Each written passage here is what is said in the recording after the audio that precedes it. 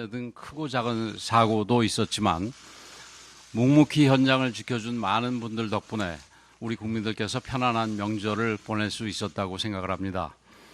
비상근무 체제를 유지했던 중앙재난안전대책본부 공무원 여러분, 그리고 소방, 경찰 공무원과 응급의료체계를 유지해 주신 의료인 여러분들께 진심으로 감사의 말씀을 드립니다. 이제 다시 힘차게 시작할 때입니다. 지금 대한민국이 그 어느 때보다도 힘든 시기를 겪고 있지만 우리 국민들은 어려울 때 더 힘을 내고 위기를 기회로 바꿔낸 힘을 갖고 있습니다. 지금 국민들께서는 정치만 정신 차리면 된다고 말씀하고 계십니다. 연휴 동안 만난 많은 국민들은 당장 먹고 사는 문제부터 풀어달라고 하소연하고 계십니다. 이제 국회가 정쟁을 멈추고 국민의 목소리에 답을 내놓아야 할 때입니다. 경제와 민생, 외교 문제만큼은 여야가 따로 갈 수 없습니다. 특히 대한민국의 미래가 걸려있는 첨단 에너지 3법과 우리나라의 핵심 수출 분야인 반도체 특별법 등 시급한 법안 처리에 힘을 모아야 합니다. 연휴 기간 있었던 중국의 생성형 AI 딥시크 쇼크에서 보았듯이 우리에게 시간이 많이 남아있지 않습니다. 트럼프 2기 행정부 출범에 따른 외교 통상 정책의 급격한 변화에도 보다 선제적이고 적극적인 대응이 필요합니다. 정부의 노력에 국회도 힘을 보태야 할 것입니다. 국민의힘은 국정안정과 민생 회복을 최우선에 두고 할 수 있는 모든 노력을 다할 것입니다. 여야정 국정협의회부터 하루속히 정상궤도에 올려놓고 민생 경제에 도움이 되는 모든 사안을 신속하게 논의하기를 민주당에 강력하게 촉구합니다. 연휴 기간에 대통령에 대한 구속 기소가 있었습니다.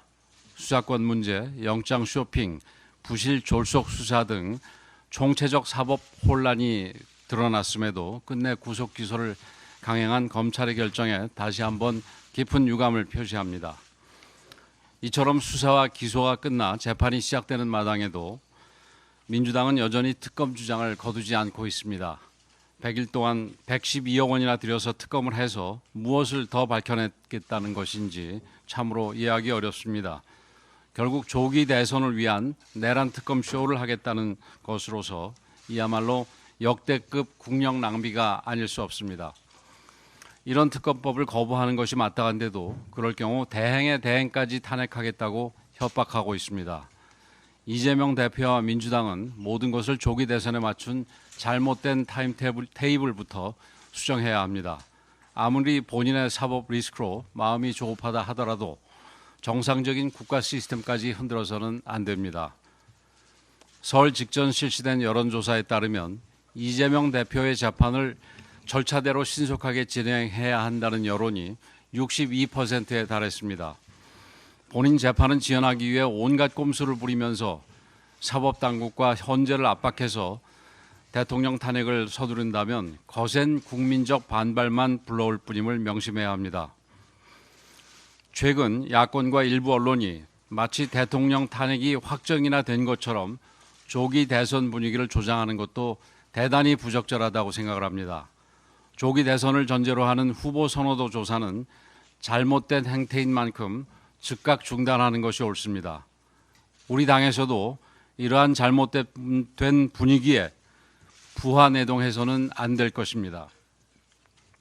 이재명 대표와 민주당은 지금 이 순간에도 카톡 검열에 열을 내고 광고 중단을 압박해서 언론을 탄압하고 학원 강사의 입까지 틀어막는 독재적 행태를 보이고 있습니다. 민생에는 아무런 관심도 없으면서 과거 중국 공산당이 내놓았던 흥묘 백묘론까지 끄집어냈는데 검든 희든 고양이에게 생선을 맡길 수는 없습니다. 많은 국민들께서 지금도 이 정도인데 이재명 대표가 대통령이 되기라도 하면 나라 전체가 공산 전체주의 국가가 되는 것이 아니냐고 걱정하고 있습니다. 많은 청년들이 대한민국이 제2의 홍콩이 되는 것을 막겠다며 거리로 뛰쳐나오고 있습니다. 국민의힘은 오로지 나라와 국민만 바라보면서 대한민국이 빠르게 안정을 되찾을 수 있도록 최선을 다하겠습니다.